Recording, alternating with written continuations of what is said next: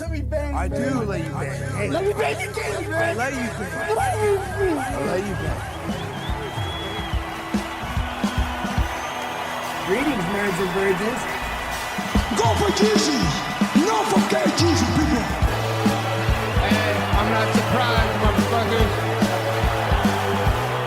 Ladies and gentlemen, it is time once again for your favorite mixed martial arts podcast. Recording out of Los Angeles, California, it's MMA Roasted with Adam Hunter. Who the fuck is that guy? Who the fuck is that? Hey, welcome to a brand new MMA Roasted Podcast. It's me, Adam Hunter. I'm here with my man, Shang. It's going to be a great show. We got Darrick Meaner. We got Britton Hart. Me, I was in Vegas last week doing the Laugh Factory. That was awesome. I did 10 shows. Normally you do 10 shows in 3 days. You're like, oh, I'm going to do 10. I couldn't wait to talk to people. Like, I was like thrilled to just. How was the crowd? Crowd was good. I mean, it was definitely like at 30%. So there was like 45 people tops, but they were there to laugh.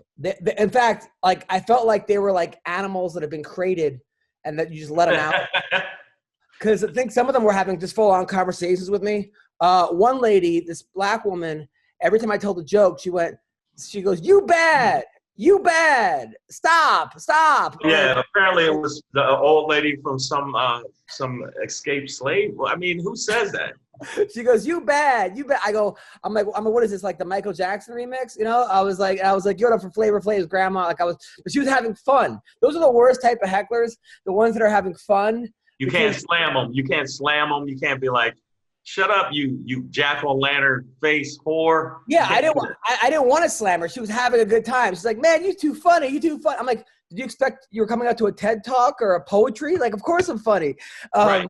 But she was like, "Man, you bet." She's like, "Stop it." She was yelling, "Stop it," after the jokes. Like, stop. But it was like, I put that in my act. I used her as like, but man, that was crazy. That was. Well, crazy. I mean, I haven't. I was gonna hit him up. I just sent a thing to Harry, but so it was good then. It was awesome, and actually, it was. I had a great time. The hotel's nice. Tropicana's nice. It was fun. The gym is beautiful. There's no one in the gym, which is great. And then a couple guys, and then always love Vegas. Kaiboy Kamaka came, and he's a badass in the UFC. Yeah. And he actually he showed up with his wife, who has 3 kids. They look like teenagers. I think it's because Hawaiians get married at like when they're 7. Yeah, and have kids so young. Right. But they look like, it's so funny when you see people on TV and they're just monsters, even if they're 135 or 145, they're all shredded. And then you see them in person and you're like, man, this looks like, the kids I coach in wrestling. And these look like the middle team. That happened with O'Malley. Sean O'Malley with his friends. I realized how young O'Malley was when I saw his buddies. Because they look like they were kids shooting like TikTok videos or something. Right. He's like he should be on a skateboard somewhere in a park. Right. Yeah. It's exactly how that was. 100%. But what else is going on? I'm in therapy, and I'm actually, I've never really I haven't been in therapy in like 12, 13 years. And now it's just weird also being on therapy. I'm doing it via Zoom, and my wife's walking in and out of the house, and I'm like talking about her, complaining. So I feel like I'm talking to a female about my wife who, and it's just like, so that's like, and then my wife's like, "Why don't you tell me your problems?" I'm like, "Well, you're not on my, insurance." And so that just becomes a joke in itself. Oh, no, completely. But it's nice talking to a female that listens for an hour. I mean, and not interrupts me and blames me for all the problems. Just having that is amazing. I'm like, right. And you don't have to have her say, "Well, you need to pick up behind yourself." No, I don't. Yeah, or well, yeah, you do. How come you do this? Or you feel this way? It's nice to just actually be able to talk to somebody and not just feel judged or yelled at. But I fucking wake up at 8 a.m. and I work and I do this and I do that. I'm just like, oh. So that's like, even like, people are asking me, "Are you going to have another kid?" And I'm like, it's not up to me. It's up to my wife. Like, because she's no, it's up to you too. It is up to me, but she's the one who had to carry the baby for 9 months. No, it's up to you too. It's up to both of us. But she had to. Right, but I said you too. Yes. Yeah, but she told me. Do you want another kid, though? That's the thing. Do you want another kid? Look, speaking from a guy that got 2 kids. Yeah. Do you want another kid? And I wanted girls, and I got boys. It's like. Look, it's exhausting. You know, even like playing with the kid. Really? Is it? Adam? I feel like I'm putting on a show every time I play with it. Like my daughter's like, let's play Dollhouse. And I have to be, and I always have to be the same doll. And I always have to be Kristoff. And then I have to like play all the characters. I feel like I'm doing like a 1-person show. It's exhausting. But my wife's like, I'm like, should we have another kid? She's like, well, I did 9 months of the work. You were involved for 35 seconds, you know? So that's, which I think she's overestimating it by 30 seconds. She's pushing it. She's pushing it a little bit. But no, I honestly, I've been there twice, obviously. Yeah. And I think it's, you know, I would not trade it, but at the same time, I'd probably be a little further along career-wise. Yeah, I mean, I think that, but I'm writing a lot more since I've had a kid. Number one, about her, about the kid. And also there's that like anything that I was doubting myself on. Should I do it? Should I contact person? Should I email this agent? I think of my kid as the motivator to do it. Right. So I'm like, I got to do it. But I'm working in therapy. I'm working on not beating myself up, because I was realizing that like I start the day, like if I wake up at 9:30, I'm like, fuck, I woke up too late. I'm already beating myself up. Then I go take a shower and I weigh myself. I'm too heavy. Fuck, I'm too heavy. I got to lose weight. I'm like, I don't know why. I don't have a fight coming up, but because of my... Are you cutting weight? Are you cutting weight for that? Because of my eating disorder that I had in high school through wrestling, I still have it. People don't realize how much, because I would weigh myself before and after every meal. Right. And how much I weighed was how I felt about myself. Because if I was too... I would have complete OCD. If I weigh too much, then I'm gonna have to lose my match, and then I'm gonna not be this, that, and then no one's gonna like me, and I'm gonna be a loser. And I'm still going through that at 42 years old. I haven't had a match in 24 years, but in my fucking head, I'm like, if I weigh in at 185 or 187 instead of 185, I'm like, oh, I'm heavy. So, which is crazy. And then I'm like. The whole day, I'm like, I didn't work out today. I didn't spend enough time with my kid today. I didn't write enough jokes. My podcast doesn't have enough views. It's just like all day long, just beating myself up. And I'm working on like, no, let's look at things as opportunities. Like, I'm going to work out today, or I'm going to write more. Right, that's why I got up at 5:30. My podcast is going to fucking kill it today. Like, people are going to, I'm going to like, no, I'm going to hang out with my kid today. I'm working on restructuring how I'm thinking. Because, you know, it's hard enough winning when, you know, it's like the world's against you. You can't be against yourself, you know? Oh, yeah, you already got enough shit that's going to happen to you anyway. Right. Why put more shit on top of the shit and make it a shit mountain? But it's hard as a comic, because at least my type of comedy is negativity is funny. You know, nobody wants to see, I mean, I don't really get off on positive comics. There's a couple of them. The comic that just shits on the world, to me, is the funniest comic. Right. So it's hard to like train yourself to be negative in your job or in your writing, or just funny and positive in your life. Sometimes you can do negative in your life and negative in the comedy. I do angry, evil shit in my life, and I do angry, evil shit. I know, but I'm working on not doing that. I'm working on I also want to be the same person that I teach my kid to be. You know, I'm teaching. Right. I teach my sons stab as many people as possible. No, you don't teach your kids. No, I don't. Of course, but there's a perception that I do. So fuck it. What did I do great? Well, how did I lose my mind? All right, we'll get back to you, because that we started. So I was looking at your Facebook, okay? What thing did I put? Okay, I was looking at your Facebook, and you wrote 2 days ago, I'm single and ready to mingle.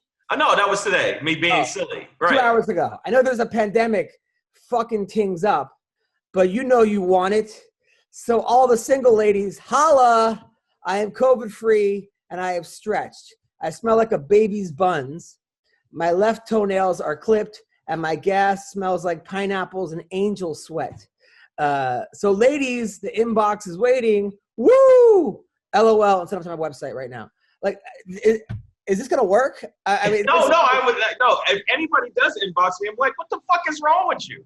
I was kidding. Did anybody inbox you? Any girls? No, fuck no. They laugh. They give me the little laugh thing. Well, you only got 2 laughs. One was from me. I was just joking. I'm not sure this is a good strategy to meet women. So I just don't know. No, I can meet them normally. My baby's crying because of this.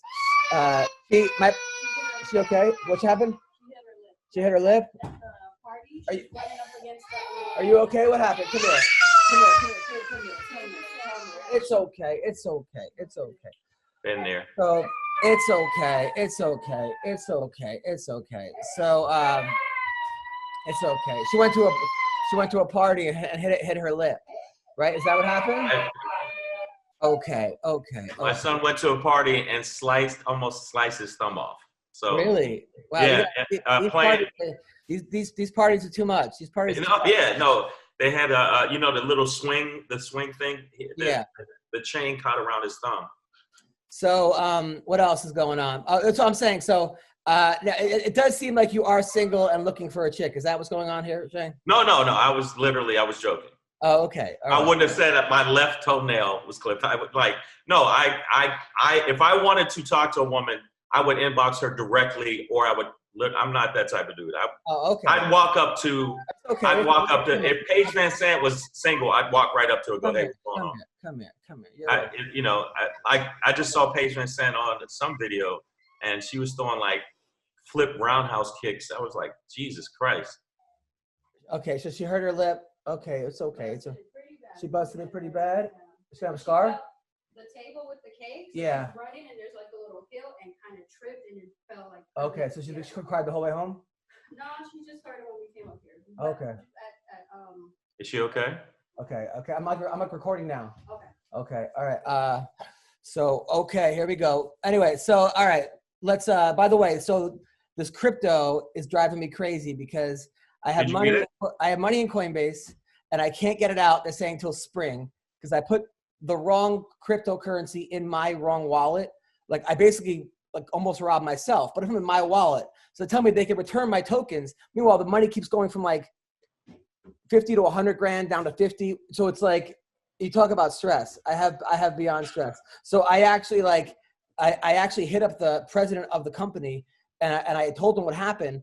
And then I told everybody, if they give me anything to joke about, I will retweet the joke. So his entire inbox got filled with MMA jokes. So now they finally got back to me because of that, I think. So what are they going to do? They're going to return my tokens by spring, but hopefully they're worth something. Because they were worth they went from 10 cents to $5, back down to $3. Oh, my wife and I just you can't let all of that's all chaos. I'm telling you, you're already focused. Just like when you were going into a match, even though you were worried about your weight back and forth, weren't you focused? Of course. Exactly. It's also beyond my control. I did an infomercial, but for a massage chair. Did I tell you about that? No. It just came out today for a massage chair, and I get there, and the director thinks it's like The Godfather or Good for. He writes a whole script, and he goes about I'm playing myself. I put it on my Instagram @AdamComedian if you want to see it, and I'm playing like my twin. One guy's complaining about his back, and the other had like a bad mustache. And the guy took it so seriously. He's like, "This is not about a massage chair. This is theater."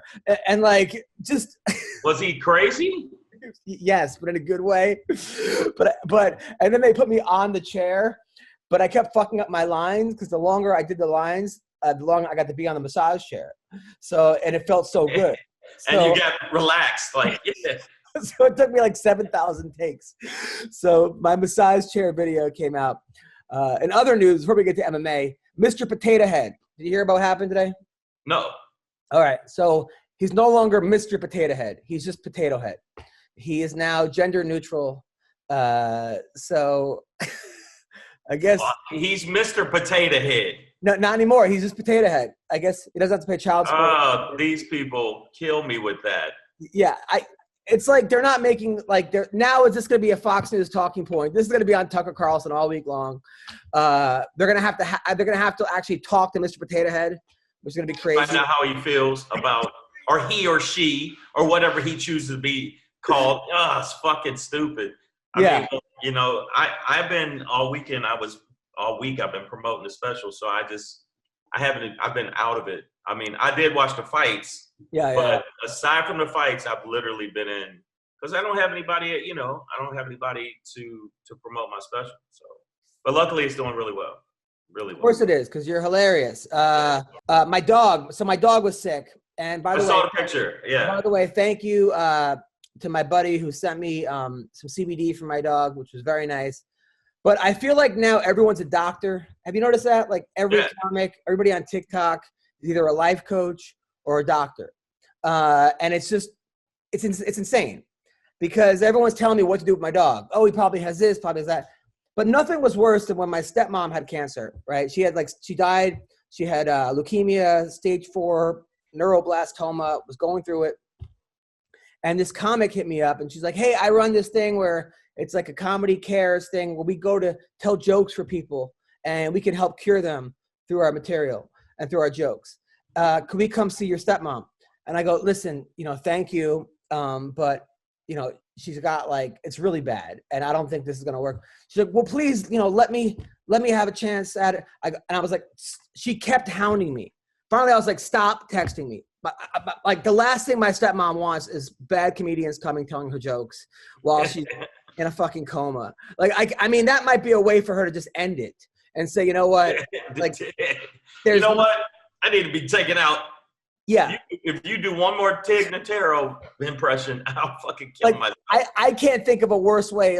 It's you sitting there and all of a sudden just horrible open micers come in or comics come in just telling you. I mean, and I was like, stop it. You're not going to cure my stepmom with your comedy material. She's literally in the best hospital. She's in Mount Sinai. She's the best doctors working on her. And I'm like, what's wrong with people, Shang? Why do people? No, I mean, because stage time. They just need stage time. That's just they don't care what it is. I mean, luckily I've been writing a lot. I do a Zoom show and I got my material straight. So yeah, I know, but it's just come on. I know it's just hard. I have to work on romance. Last night I came in, my wife's like, what do you want to watch? And I'm like, my dick go in your vagina. And she didn't get it. No, she got it. She looked at me like, I can't believe I'm married to this guy. So let's talk about. It's too late. It's too late now. It's too late. She can't go back now. Let's talk about some fights. Okay. Well, actually, we got a guy coming in right now, Darrick Manor, who. Yeah, I mean, he deserved that shit. Oh, there he is, right there. Yeah, there he is. Talk about deserving it. About fuck yeah, deserving it. That's what even in the interview I was watching, I was like, damn, he deserved that. Darrick, I've never seen you so pumped after a fight. Was this the happiest you've been? Yeah, man. It was, I think that catapulted me into another part of my career, if you were to say. So I was pretty pumped just because of all the talk, about his black belt, how great he was at jiu-jitsu and how great I was able to follow the game plan that James Krause set up for me. I was just excited everything came into pieces into that puzzle. No, it was great. Now, he was tough, though. I mean, the guy could take a beating. I love Charles Rosa. He's a tough guy. I was surprised he didn't use his boxing more because he's also known as a striker. But you just were you surprised at his tenacity and willingness to stay in there? No, not. I mean, you watch. The thing is, everybody keeps comparing me and Bryce Mitchell's fight with him pretty similar, but I beat him way worse than Bryce Mitchell did. And so I was pretty surprised on how tough he was able to be alert after being rocked so many times and then being able to fall to his back and get his guard back right away. And, there was a few things that surprised me, but no, man, he's had fight of the night 4 times for a reason. You know what I mean? And he. Hello? I think he it froze. But yeah, he's had fight of the night 4 times for a reason. That's true. Come back. Darrick, you still with us? Here, brother. I'm here. Are we good? Yeah. It went haywire for a second. You know what? I think it's. Go ahead. I'm sorry. I think it's because I pulled up into my house and the Wi-Fi turned on, so it was all kind of messed up. Nice. So But Shang, I was- yeah, man. No, go ahead, man. I was gonna say that talking shit about his jiu-jitsu is what I thought. It was like, yeah, you did talk a lot of shit about your jiu-jitsu, and this shit didn't work out, motherfucker. Yeah, and that's the thing. Like, man, people don't understand. I don't have a black belt because I choose not to have a black belt. Because I choose not to be in the gi. I choose not to there. But when they start talking about experience, when he started talking about levels of this, like, people don't understand. I went through the levels of this. He did not. I went through the fucking meat grinder to get where I'm at. A lot of guys didn't nowadays. You know, there's very few of guys like me that are getting to the UFC in the last year or two that have been through the meat grinder. And I feel like I'm one of those guys that just went through the grinder to get there, and it's paying off. Well, let's talk about that, because you're 26-11. I mean, you've had 37 fights, which is a lot of fights. Your first amateur fight, you got disqualified. No, see, that's the thing. Like, I was fighting when there was unsanctioned. And so majority of my amateur fights, I had 14 or 15 amateur fights. And yeah, there was one DQ in there though. Yeah, that's a good story if we want to hear that. Talk to us. What happened? So I was fighting this kid. I had already fought his brother. I beat his brother. I beat him. And then somebody had pulled out on me or him, and we were both like ticket sellers. So they're like, well, you guys want to fight again? We're like, cool, whatever. We didn't really care for each other. And we were in the cage. I was beating him up. I was wrestling him ground and pound. And like, he kept like headbutting me from bottom. But the ref was this freaking dude that he still to this day, he can't ref with a shit. So he was behind us, and he was like, Minner, watch your head. And I look at him, I'm like, I'm not the one doing it. And so finally he was like, one more time, we're going to DQ you. And so the dude cracks me with a headbutt, and they DQ me. And so I turn over and I start looking at the ref. I'm like, what the fuck are you doing? Like, what, you know? And he like gets up in my face. My opponent did. So I smacked him with a bare hand. And so he went to his corner. They separated us. I went to my corner. Well, all of a sudden, he comes sprinting at me. The ref had left the cage to check the video, and he sprinted at me. And so, like, then he's running at me, and I'm like, well, we're still in the cage. So I cracked him again. And then at that point, his two little dork corners jumped the cage, and they're like these little guys. And then Ryan Jensen and Anthony Smith were in my corner, and they jumped the cage. And Anthony grabs me and hauls me up, and Ryan Jensen goes right for the ref and, like, was in the ref's face. And, like, it was. Is there any video of this? I don't know if I still have it. I'll try to find it and send it over to you. Please, that could go viral, man. Are you crazy?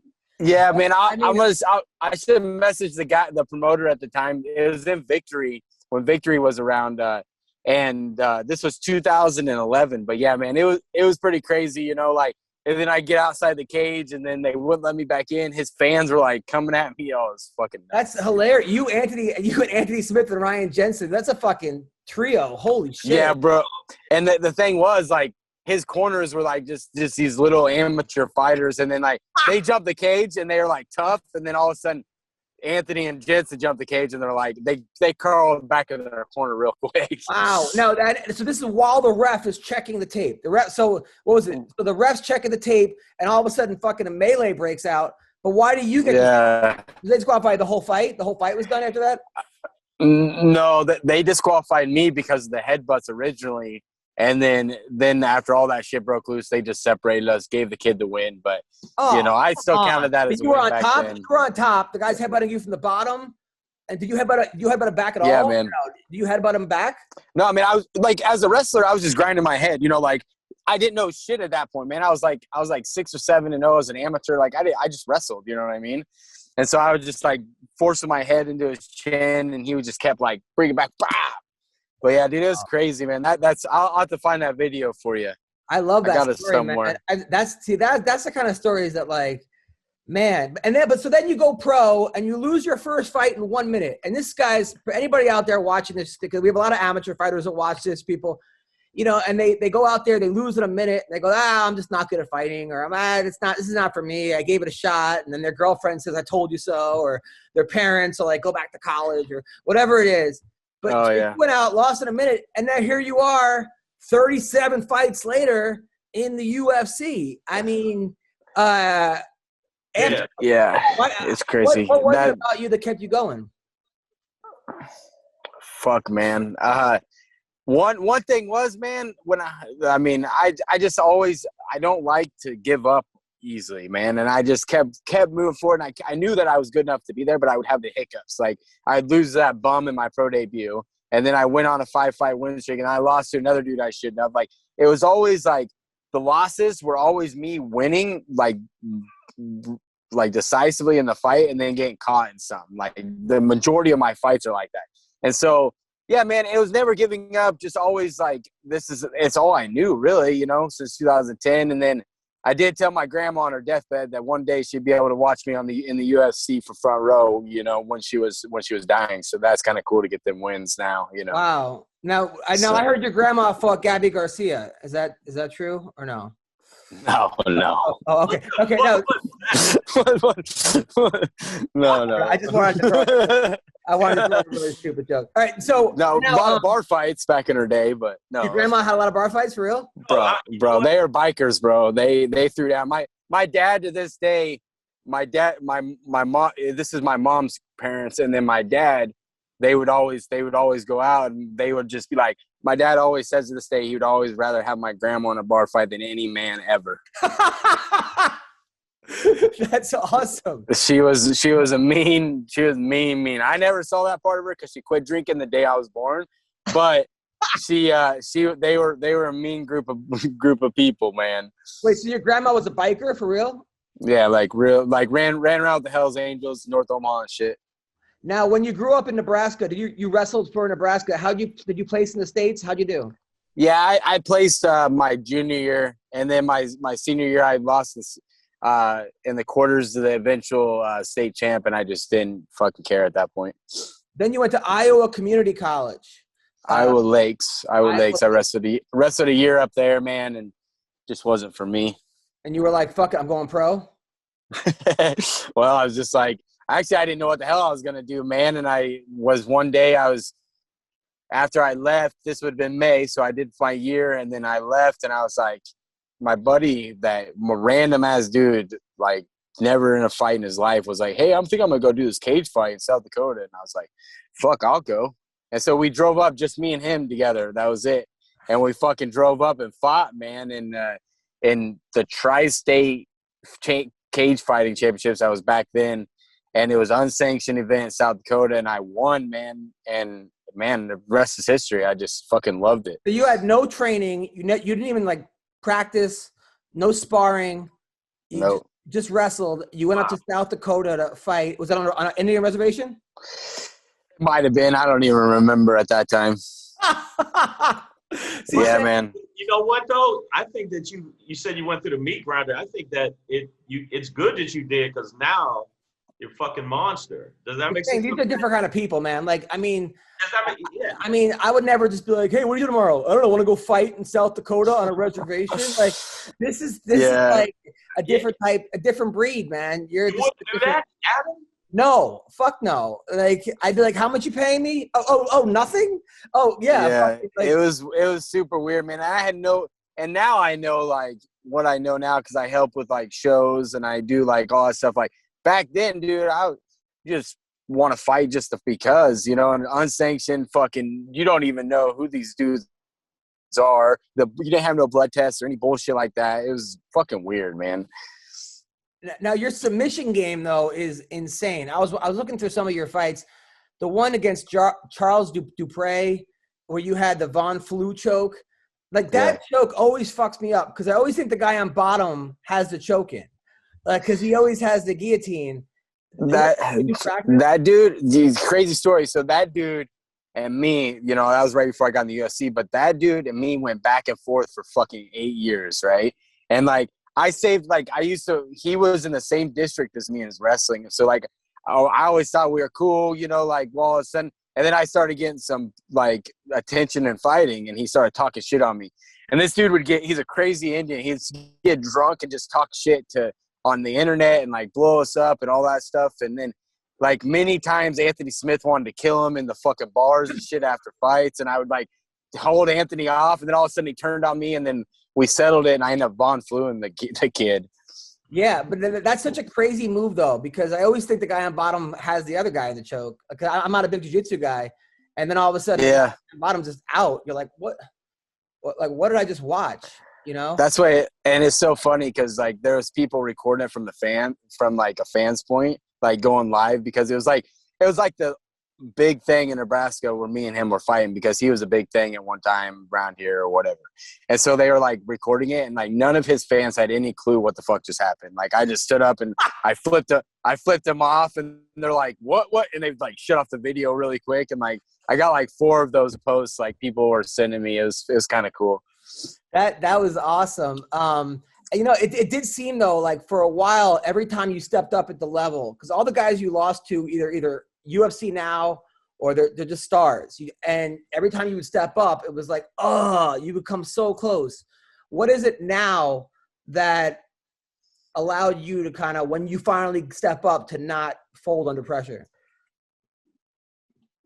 Man, yeah, I don't think a lot of times it wasn't me folding under pressure. I don't feel like it was me not having a super good fight IQ, or like not organizing my game well enough, if you were to say, like, because majority of my losses I was winning, like all but till the moment that I lost, or like whatever happened, you know, like I get caught in some stupid submission or like whatever, and that along with cutting to 35 was retarded for so long. But now I got James Krause there, and he's organizing my game.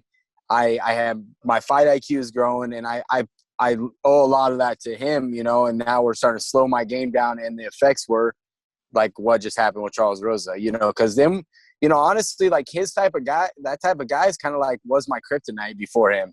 Like the dudes that can take an ass whooping and get their ass whooped for 2 rounds and then pull off some weird submission. You know what I mean? Just because I'm going too fast and blaming it on myself.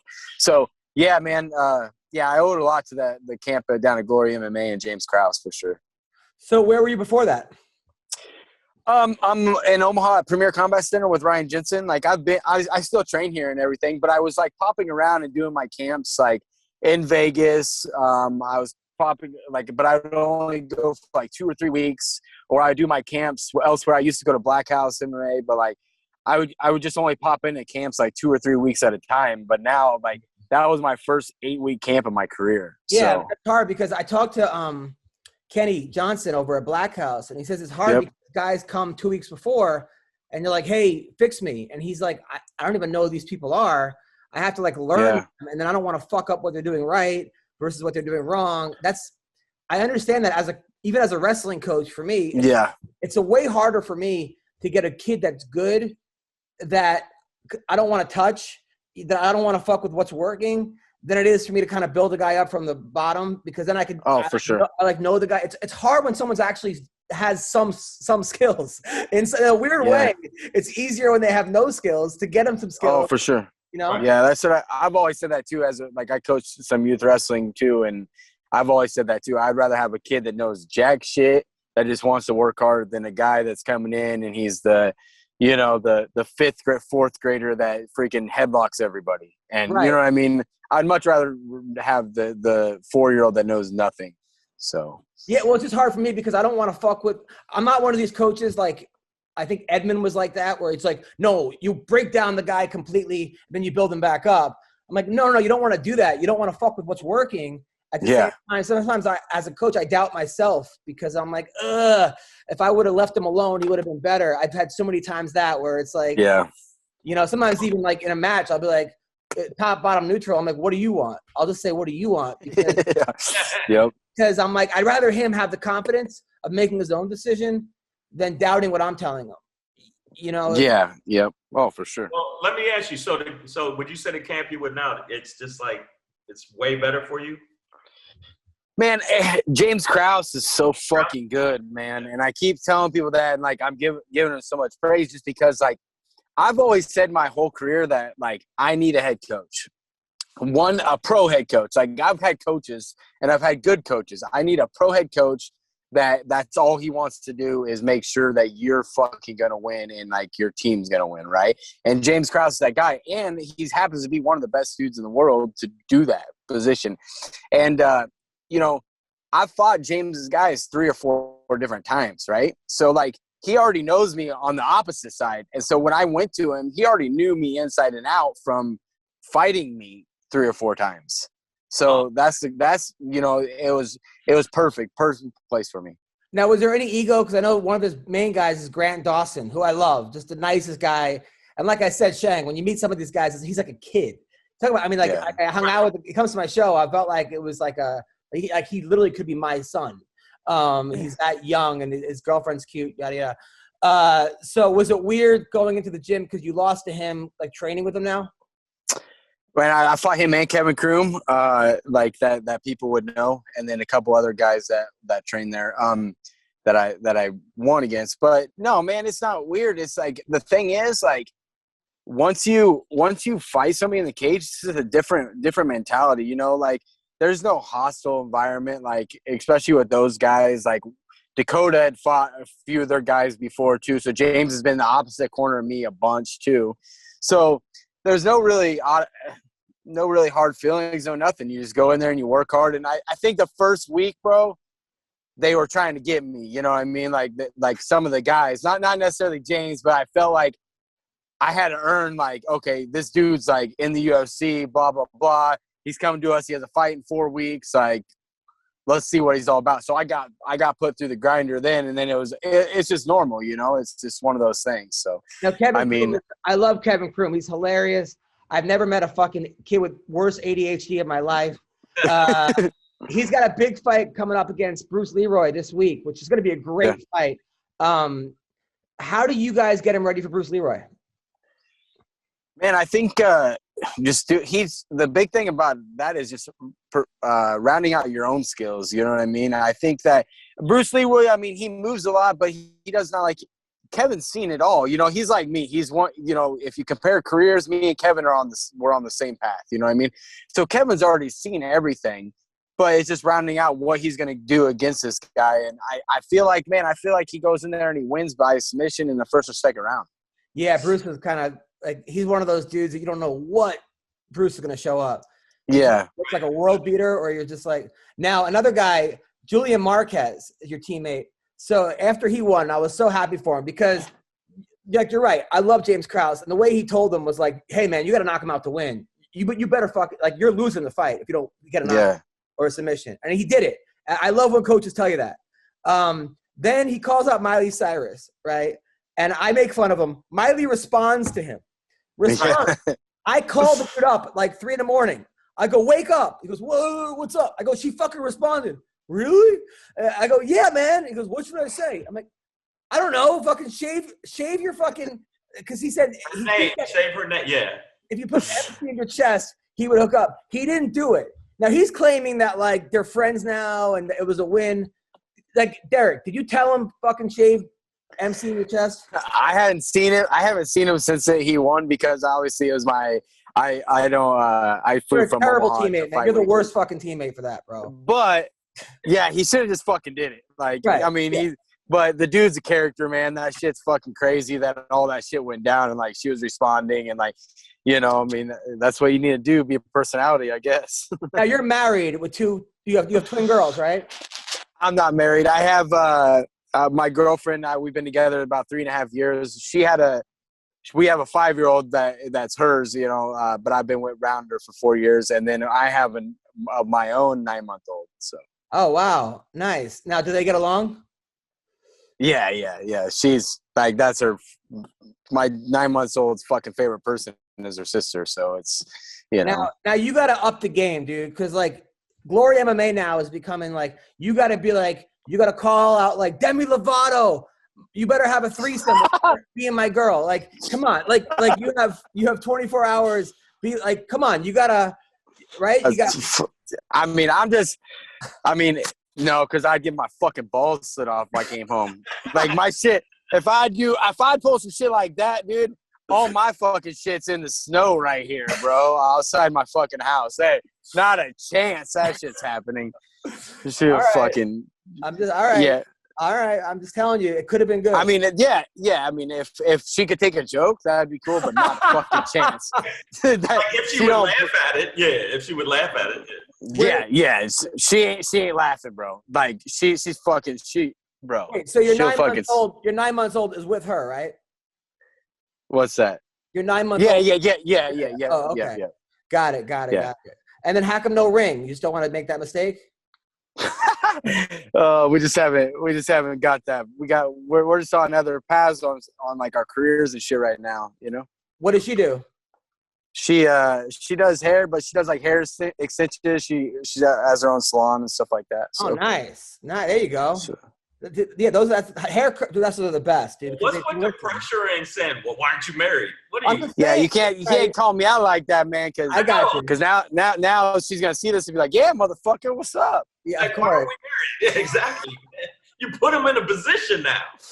Now, by the way, your teammate Dakota is killing it, or your ex-teammate or whatever. This guy, Dakota Cox, he went from like being a good fighter, to all of a sudden his bare knuckle skill. He knocked out Johnny Hendricks and he beat Chris Lieben. Like, yeah, man. Did he just find it? Like, what happened? Man, the crazy part is, so me and Dakota have been training together for, I don't know, 10 years, pretty much since I started training. Like, he was training at Premier, and like, he's one of my best friends, man. And that dude, like, when he was supposed to go and he fight whoever on the show that he ended up fighting Johnny Hendricks on, he calls me up. He's like, well, man, I overhear them talking that Johnny Hendricks' opponent fought out. What do you think? And I'm like, I think you fucking fight him. What do you mean? Like, ask for it right now. And he's like, really? And I'm like, yeah, bro. And Dakota don't give a fuck who his fucking opponent he's fighting, dude. He fought Chris Lieben. And Chris Lieben was like 30 pounds heavier than him. But, yeah, man, his style and the way he fights is perfect for this bare knuckle, man. It's insane. It's crazy to watch live. It's crazy to be in the corner. But, like, I don't want to do it, but I love watching him do it because he's definitely the best in the world right now at that. That's what Ellenberger told me too. Jake Ellenberger said the same thing.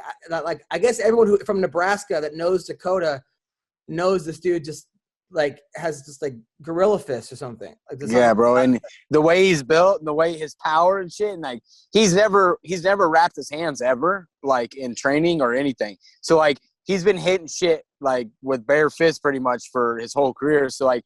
He just, dude, he hits hard too. Man. Are you allowed to do that? Not wrap? Doesn't that hurt the person you're hitting?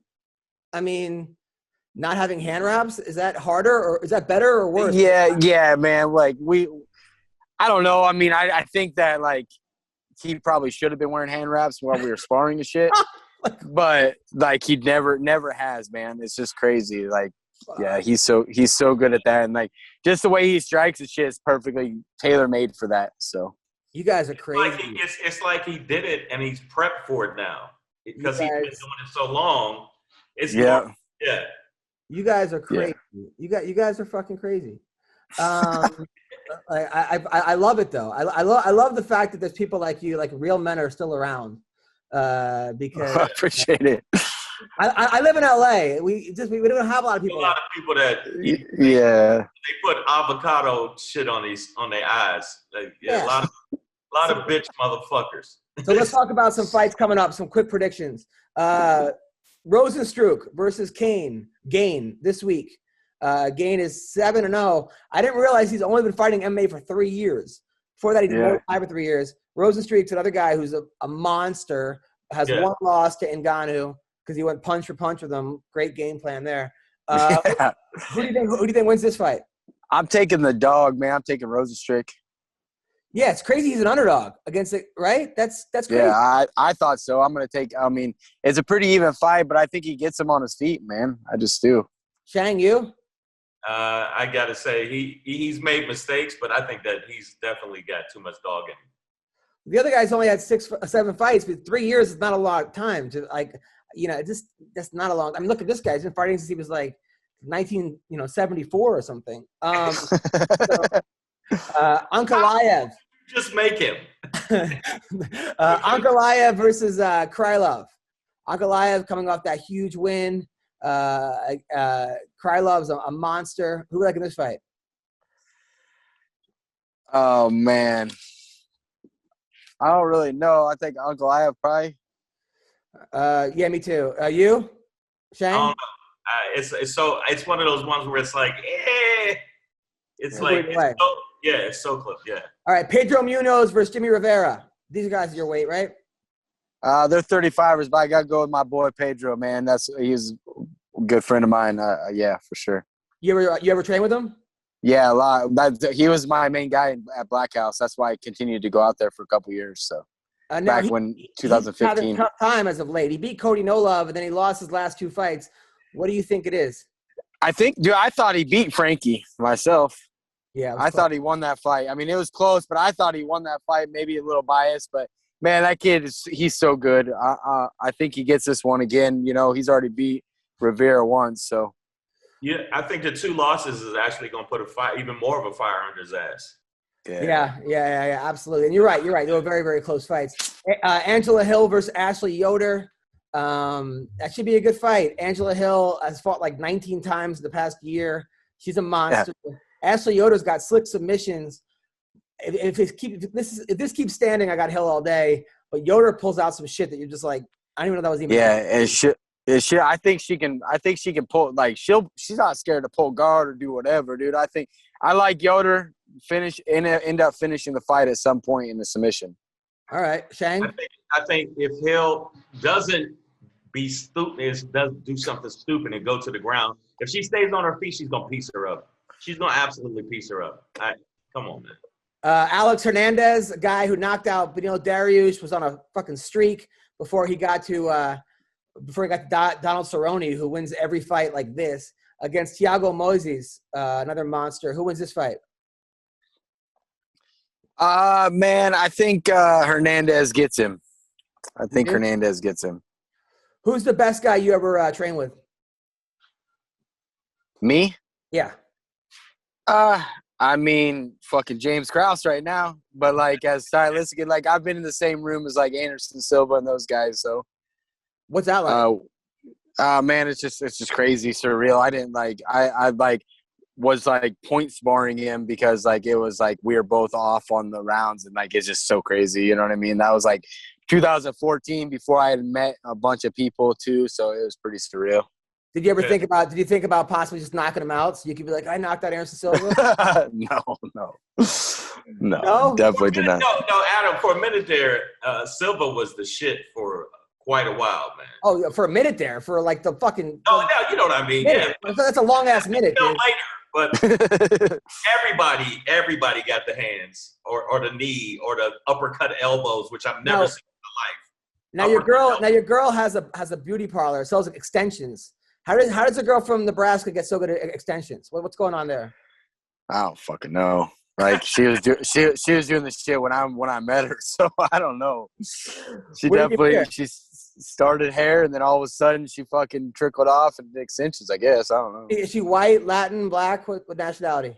She's a white girl. Well, a white girl does extensions. I like it. Shang, to a bunch of other white girls. Shang, does that offend you? Shang, does that offend you? No, that doesn't offend me. White women get extensions. That's all. I don't. Yeah, the bunch of all. She works in West Omaha with all those little prissy girls, so she gets a lot of extension girls. Yeah. All right, I'm just asking. You don't have to judge me, okay? No, but the fact you think that I would judge you about it, like, I don't give a fuck about that. Yeah, out of all the shit I've thought about in life, like, yeah, man, these white girls get extensions. All right, I'm just saying. Mr. Potato Head is now Potato Head. They took away the Mr. That's ridiculous, man. It's so fucking crazy. It's crazy. All right, well, listen, Darrick, you're awesome. Who do you want to fight next? Man, fucking whoever, but Chase Hooper keeps getting popped up with Darrick Minner versus Chase Hooper, blah, blah, blah. I'd love to fucking fight that dude. That's like child abuse, bro. Why fucking let me get that child abuse, boy. I mean, come on, dude. That guy has like 3 fights. He's 2-1 in the UFC. So am I. Right, but you've had 40 fights. He just beat puberty last week. I mean, come on, dude. But they go in the UFC. They go by the fights. They don't he has a curfew. Dude, I don't think I'm gonna get that. I don't think I'll get that fight. But that's what people keep tagging me in, and I kind of feel like people actually believe that he's on the same level as me, which is crazy, you know. I like that kid, but his parents have to sign like a permission slip before he goes to the cage, bro. You can't fight that guy. He's way too young and inexperienced. And on the feet, I don't think that would be good. But you know what? Sometimes you want to take that easy money. Not this guy. Are you kidding? This dude had to like fight cows and shit in Nebraska. No, I know. But what I'm saying is take the fight. His name keeps coming up. Take the fight, murk him, and move to the next one. Yeah, I mean, if they came and offered, obviously, I'm taking it. But, I mean, I don't think it'll ever come across the board. All right. Well, listen, thank you very much, brother. You're the best. Congratulations on that, man. I was watching all the interviews. I was sitting there going, because I had watched other fights. I was saying, good. He fucking deserves it. And it was dominant. It wasn't like no gray area where they could go, oh, I don't know. It was like, no, it was absolute. So that was good shit.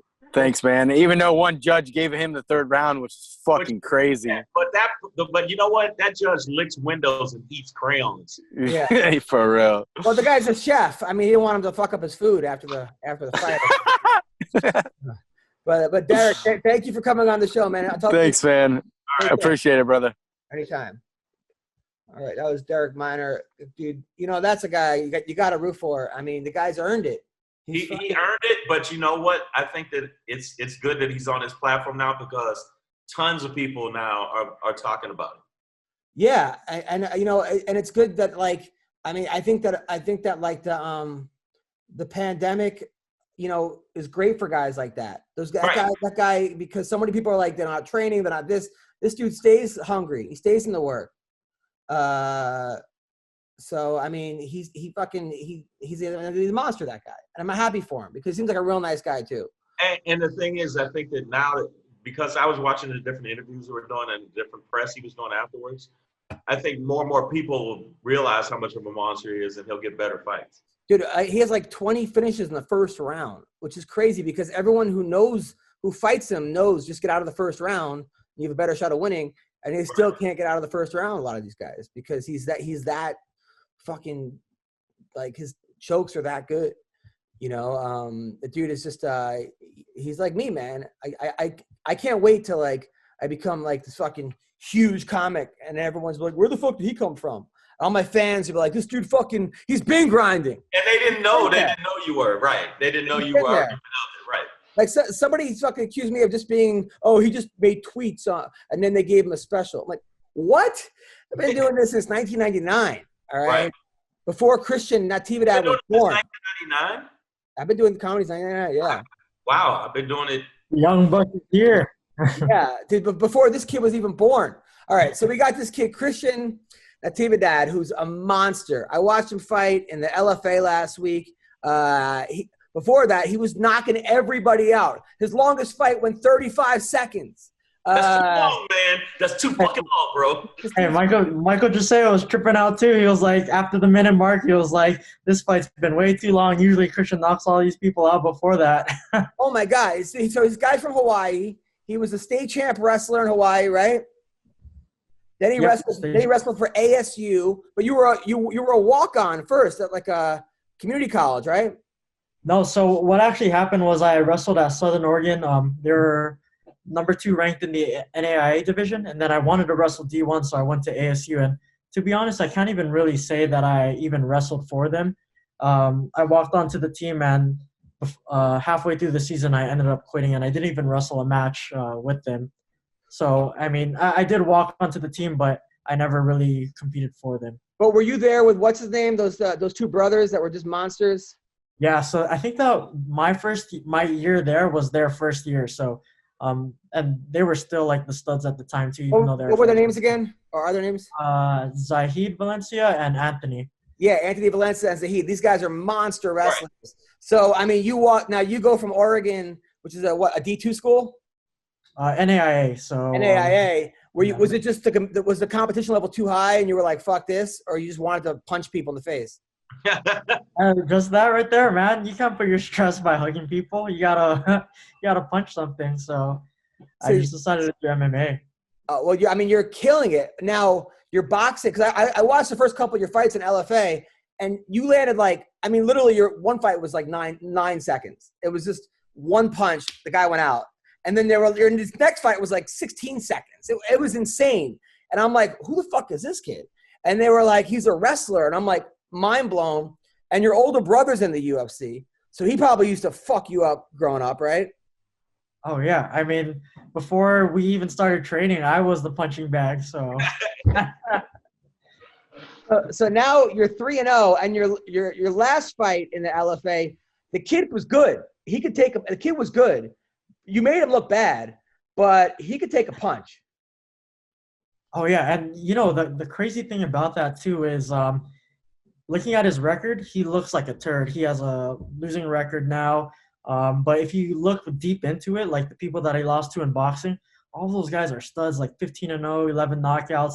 He's just fighting all these studs. And then the only other person that he lost to in MMA is Chris Gutierrez, which he's in the UFC, and I think he's undefeated right now in the UFC. Yeah. So he fights studs, and the reason why he loses is because he's, I don't want to say being set up for these fights, but he's accepting any fight that he gets brought up to. Yeah, and the fight was in Kansas. Everyone's booing you. People are like, everyone was rooting for him. Like, he had the whole crowd with him. And now, were you surprised? Because you landed some huge shots, and he was right in front of you. Was that like a shock for you? To be honest, no. I knew he was tough, and again, looking at his record, he fought all these studs, and he's never been stopped. He's never been dropped, even by those like pro boxers who like hit harder than Alistar Overeem. Yeah. He's never been stopped. Got it.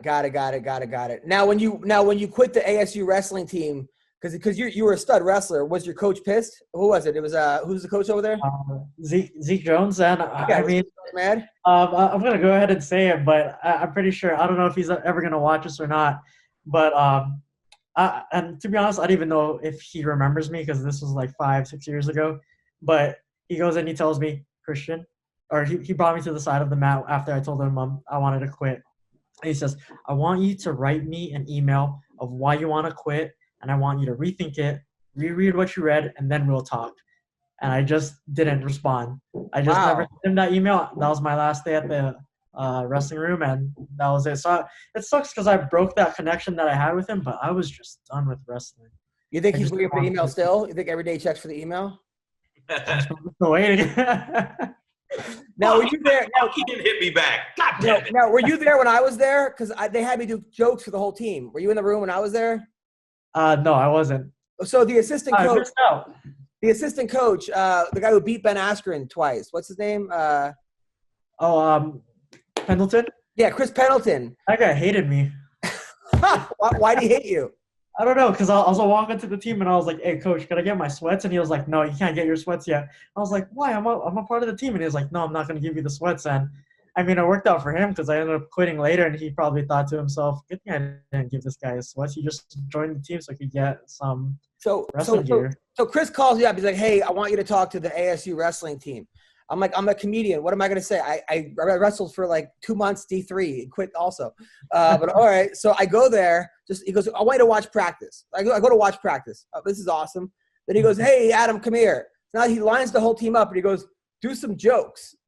And I'm like, oh, God. So I started telling the most offensive jokes. They cut me in like 4 minutes. Like, I could tell the kids were all laughing, but they were like, what the fuck kind of, like, I was doing like threads, all these jokes about, like, I think it was Caitlyn Jenner and this, and everyone's looking at me like, what, why is this happening? Practice. But so I thought maybe you were there for that debacle. So I want to ask you real quick. So what is it about wrestlers once they get there, once they start feeling those hands, once they start running those hands, they fall in love with it? Because I've seen a lot of wrestlers make the transition, and as soon as they get those hands, but you still got that wrestling in your fucking tool shed. You know what I'm saying? So I never understood that. And then when a wrestler says, well, this other dude I'm fighting got hands too, you got to go back to your wrestling. You got to. I don't know if you met a lot of wrestlers, but most of them are stubborn people that like want to just like hit stuff, you know. And in wrestling, it's the closest thing that you could do in a high school sport other than football, you know. But I mean, once they just like feel like release that stress, you know, onto like other people and like throwing their hands, I mean, I think that's where like wrestlers find their love. They're just all angry people, and then they got their wrestling in their back pocket, so whenever they do want to aggressively cuddle, then they can just take it down to the mat. How did your boxing get so good, though? I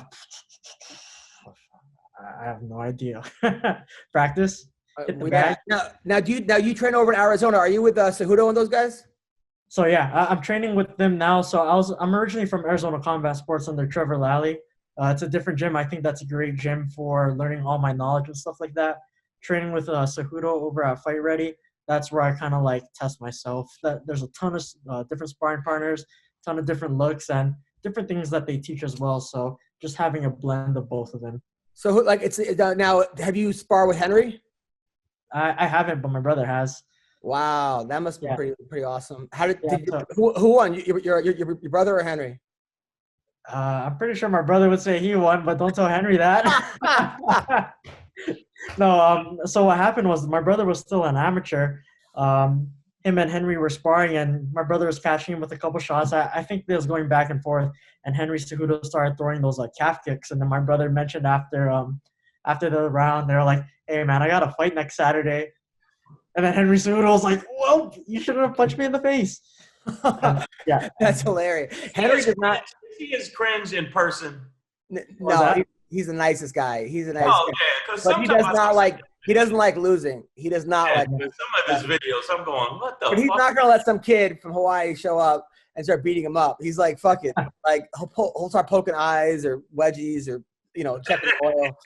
I mean, so I haven't trained with him at all yet. I just started training out Fight Ready just a couple months ago now, and just being in the same room as him though, it's awesome seeing him there, seeing like what I don't want to say what he's capable of, but seeing like his work ethic and seeing how he trains.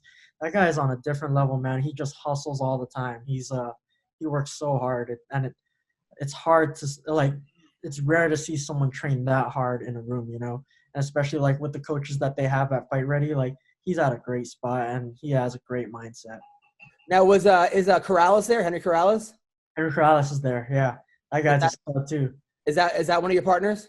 He is, yeah. So he was helping me prep for this last LFA fight. He's a good guy.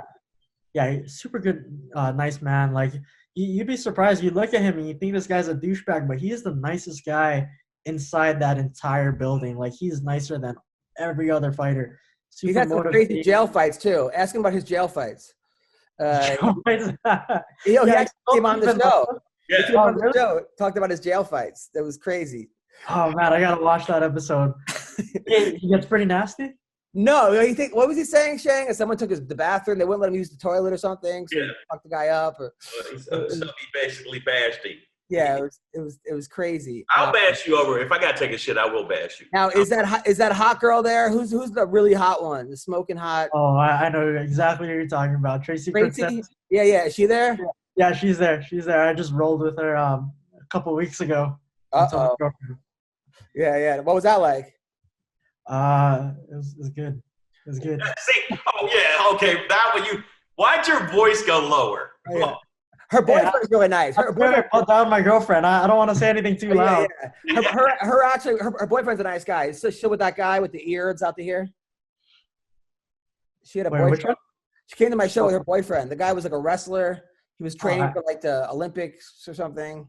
Oh, I have no idea, but I mean, I hope they don't watch this episode because next time they see me at the gym, they're gonna. No, you didn't say anything. Tracy's the last you've heard of me. No. Tracy came to my show. I saying how hot she was and how like you meet her, she's the nicest thing. And you see her on Instagram, you're like, damn. Anyway, but yeah, she's good people. She's really good people. Now, what I liked about your last fight was your coach. Your coach was honest with you. He's like, you're winning the fight, but this guy can take a punch. Which is like, basically what he's saying was like, don't headhunt, don't get stupid, don't try to knock him out, just win the fight. And right? Is that pretty much what he was saying?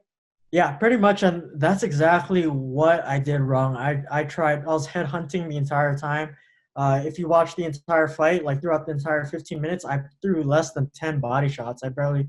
And it's crazy because everything that we worked on the entire fight camp, I did nothing of it. All I did was like try to knock him out just because I had a reputation of like knocking people out. I tried way too hard looking for his head, and I mean it just didn't happen.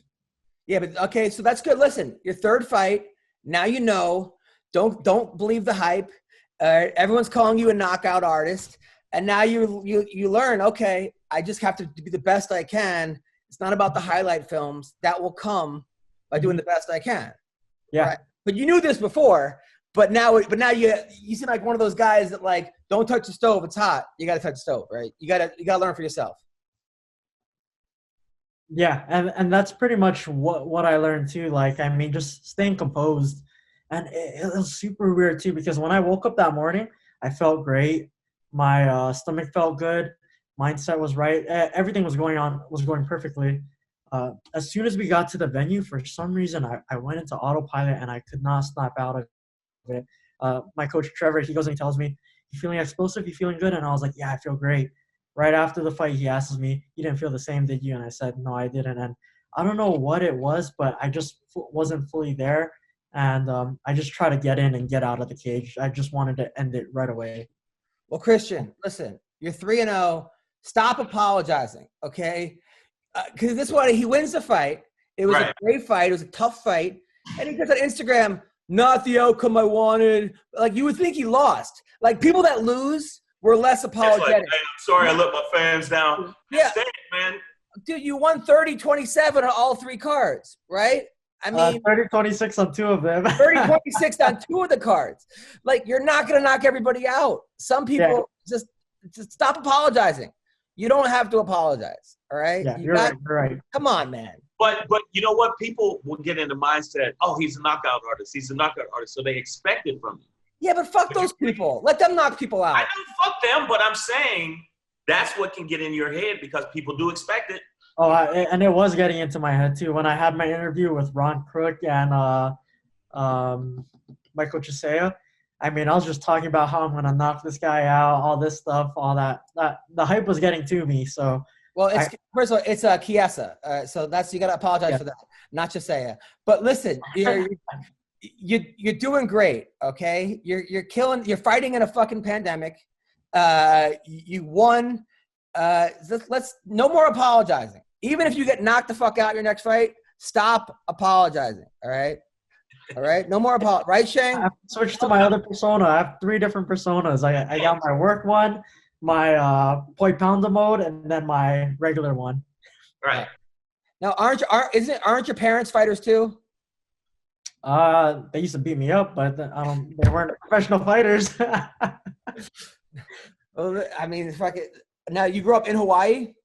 Grew up in Hawaii, yeah. What island? Oahu. Oh, wow.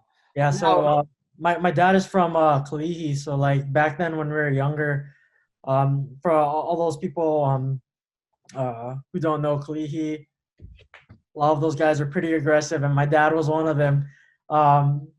He used to just beat me and my brother up back then. Like, he used to grab his golf clubs, whack us with those, his bamboo sticks.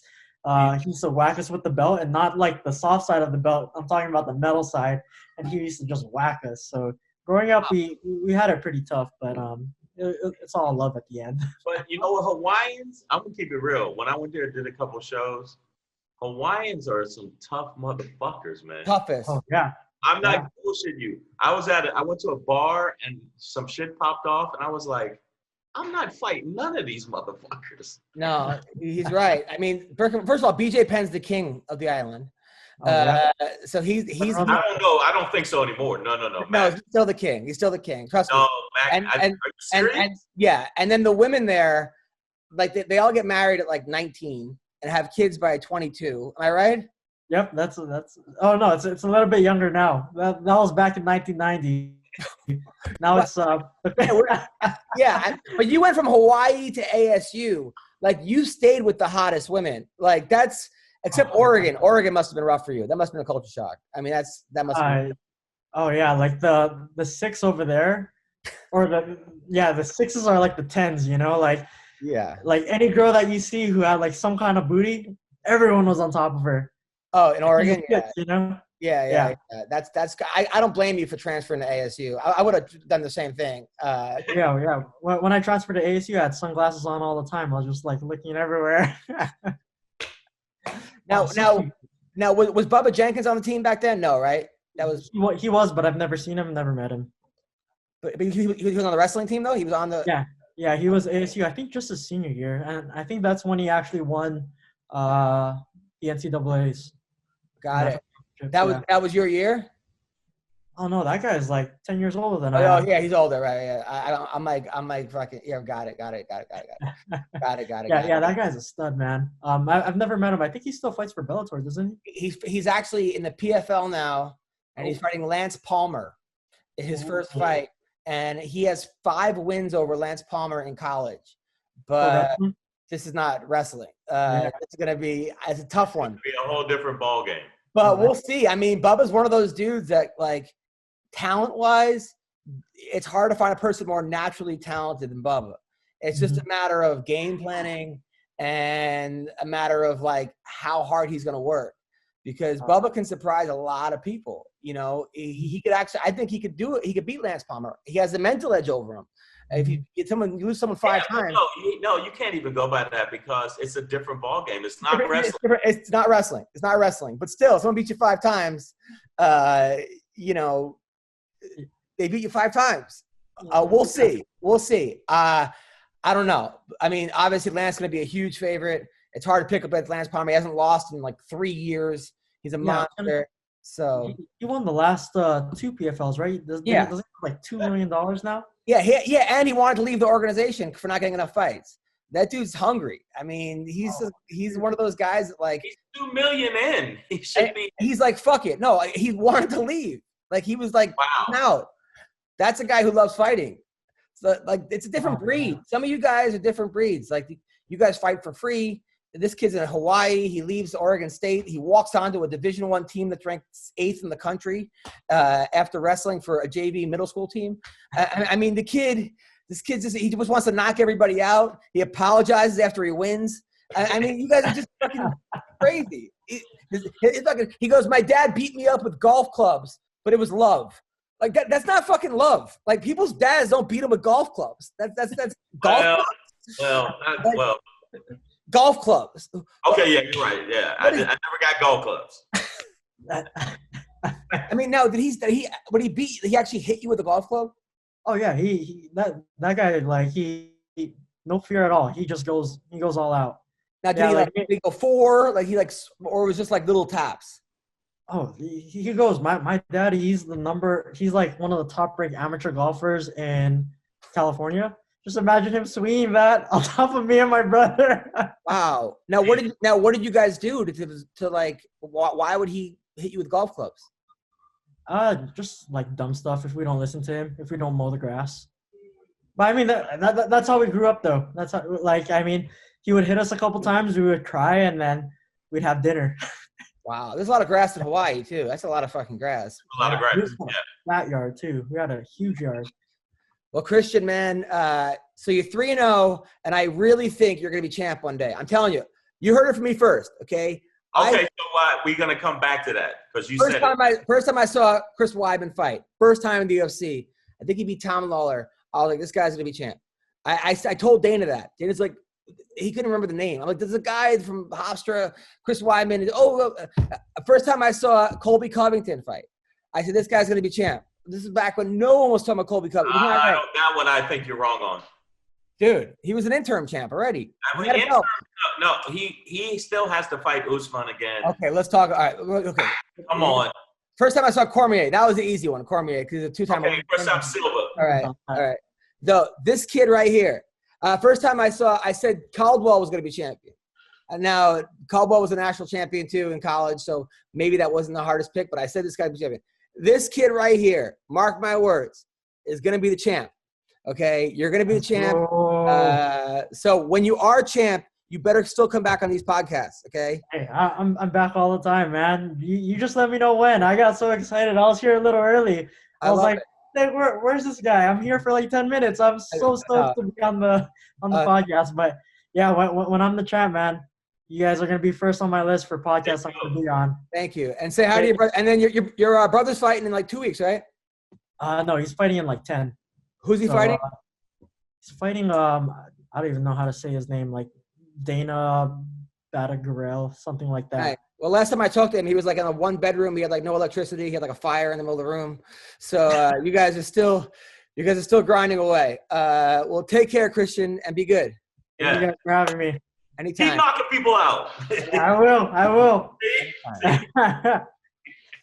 All right. Well, so Britain Hart.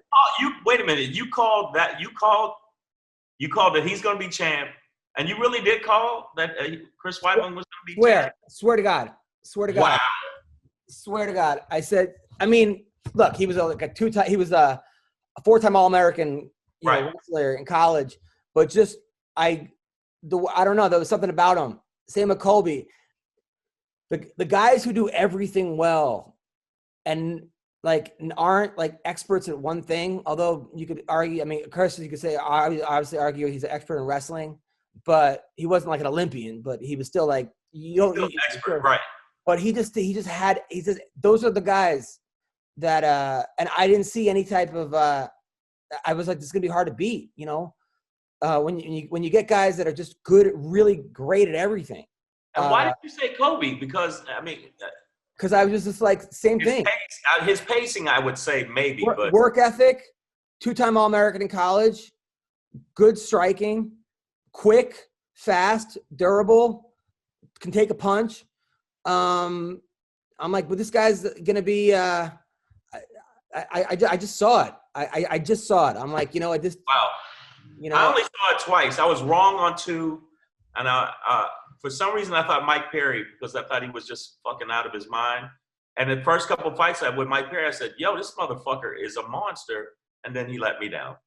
Well, I don't think he had a really. I mean, as great as Mike Perry is, he doesn't really have a background in MMA in anything.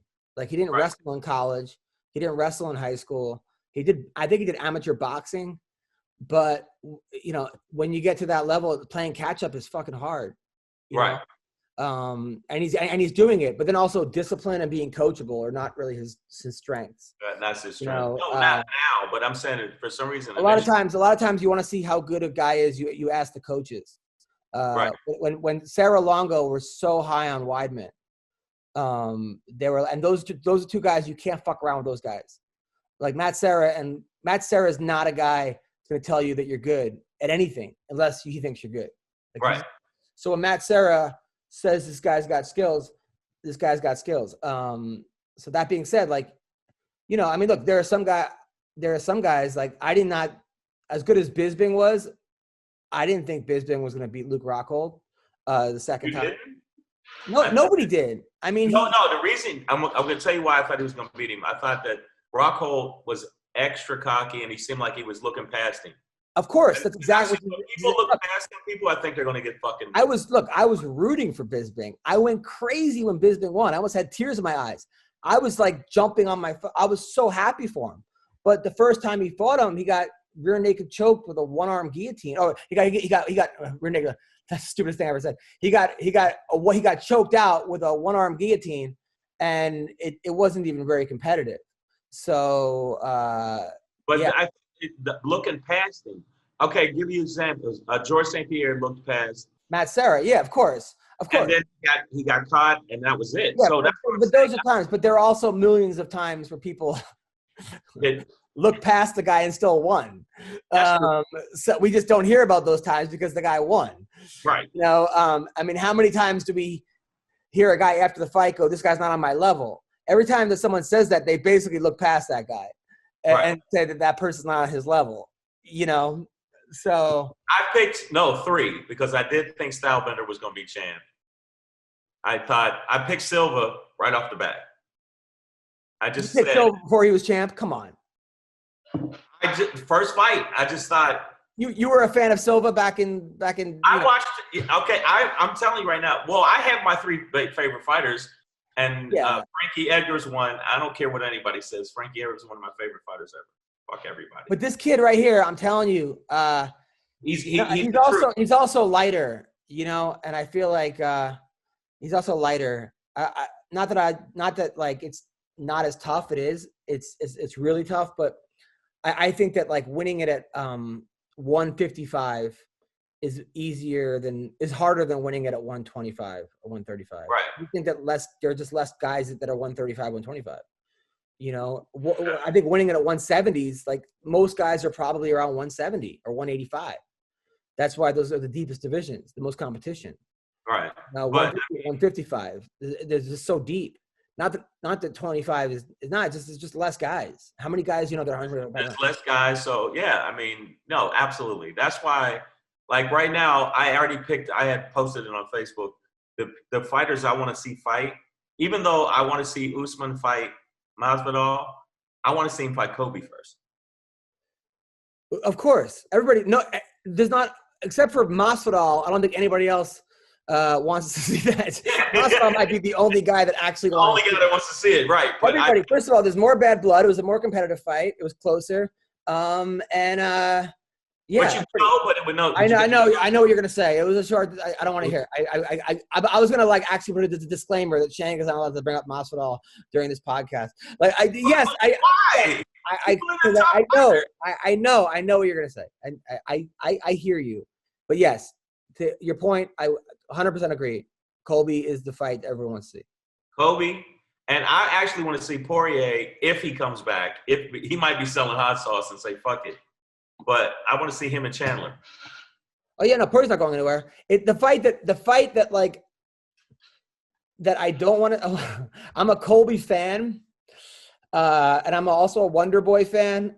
But I think that other than Usman, Wonder Boy gives him the hardest problems because Wonder Boy is such a hard person to figure out, and it seems like the only people that beat Wonder Boy are the ones that knock him out, and Colby doesn't seem to have that one punch knockout power. Right. Whereas like Woodley did. And if Woodley hadn't landed those punches, he might have not won those fights against him.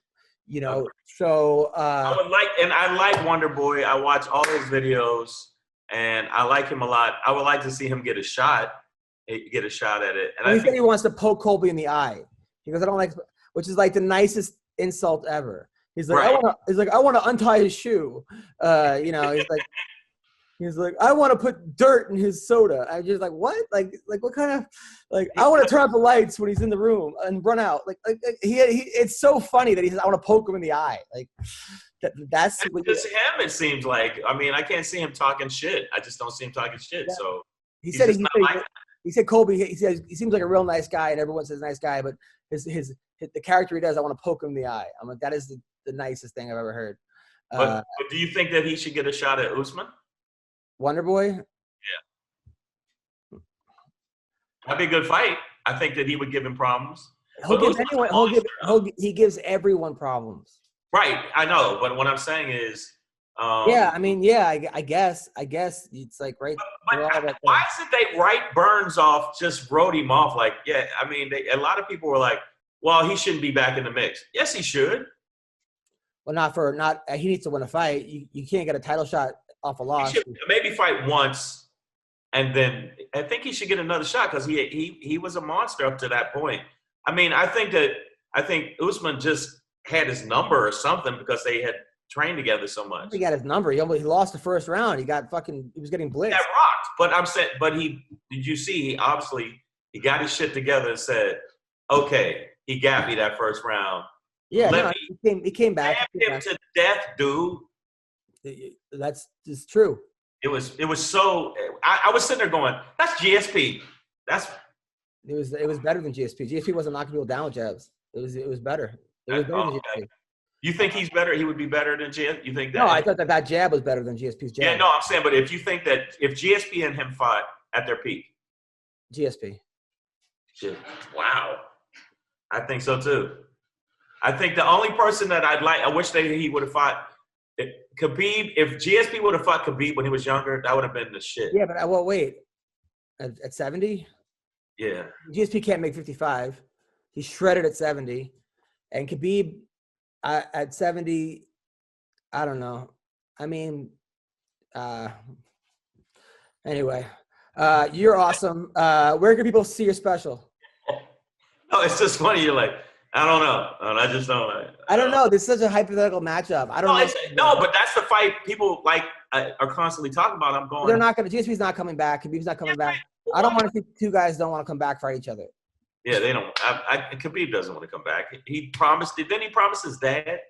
Yeah, well, he promised his mom. Mom. GSP has like incredible anxiety and OCD. I think personally, I mean, allegedly, according to me. And I think that it just takes so much out of him to fight. He said he never even enjoyed fighting. So if a guy is a millionaire and he's doing very well and he has a gym and he loves to be on the sport and he's a nice guy and he has all his brain cells and doesn't want to be there, I wholly support and respect that. And Khabib is a guy that 30-0 and after his last fight didn't want to be there either. It seemed like he was doing it because, so it's just like if two guys want to go out on top, I think that's the way to go out, Yeah. I would much rather see that than see, like what happened with Anderson Silva. Melvin Gillard loses 9 fights in a row or something, or like that, where it's guys are fighting for money and they, they're going to get knocked out and it becomes sad. Yeah. So no, anybody that's listening, if you got Amazon Prime, Shang is Shangri 20, it came out last Thursday. Amazon Prime, go to Amazon Prime, look at Shang and Shangri, and please write a review and rate it. It's very important on Amazon to write a review and rate it. Amazon Prime, Shang and Shangri, that's where I want you guys to check me out. And hopefully you laugh. It's an hour of me back to back hitting them with crazy jokes. Yes. As for me, I will be at where am I going to be? I'm in Arizona. I'm in Gilbert, Arizona on March 13th, doing a crazy show. House of Comedy in Phoenix, March 25th to the 28th. The Comedy Catch in Chattanooga, April 2nd and 3rd. The Boca Black Box in Boca Raton, April 23rd to 24th. Tiff's Comedy Club in New Jersey, May 14th and 15th. Off the Hook Comedy Club in Naples, June 11th to the 13th. That's a strange club. It's the best. I had fun there. I did that one. Yeah, I did that one. I've done all of them except for the weird one you're doing in Arizona. Yeah, I'm not. Anyway, you guys are great. Thank you so much, Shang. All right, man. Be stay on safe. for 1 second. All right.